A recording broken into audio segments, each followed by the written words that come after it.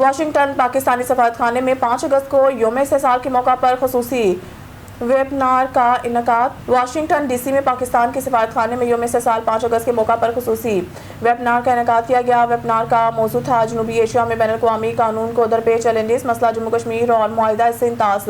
Webinar کا آغاز صدر، وزیر اعظم اور نائب وزیر اعظم وزیر خارجہ کے پیغامات سے کیا گیا، جس میں کشمیری عوام کے ساتھ غیر متزلزل اخلاقی، سیاسی اور سفارتی حمایت جاری رکھنے کے عزم کا اعادہ کیا گیا۔ ویبنار سے doctor Farhan Mujahid, secretary general Kashmir Civitas, Ali Anar, صدر foundation for American security and technology doctor Qamar Cheema, executive director Sanobar institute اور سفیر منیر اکرم نے خطاب کیا۔ مقررین نے کشمیری نمائندگان نے آرٹیکل 370 اور 35(a) کی غیر قانونی منسوخی کے پس پردہ بھارت کی مذموم عزائم پر روشنی ڈالی ہے۔ اس کے علاوہ بھارت کی مقبوضہ کشمیر کی خصوصی آئینی حیثیت کی منسوخی کے مضمرات کا جائزہ لیا گیا۔ شرکاء کی جانب سے جنوبی ایشیا میں بھارت کو پانی کے بطور ہتھیار استعمال کرنے اور معاہدہ سندھ طاس کے یک طرفہ معطلی کی بھی بھرپور مذمت کی گئی ہے۔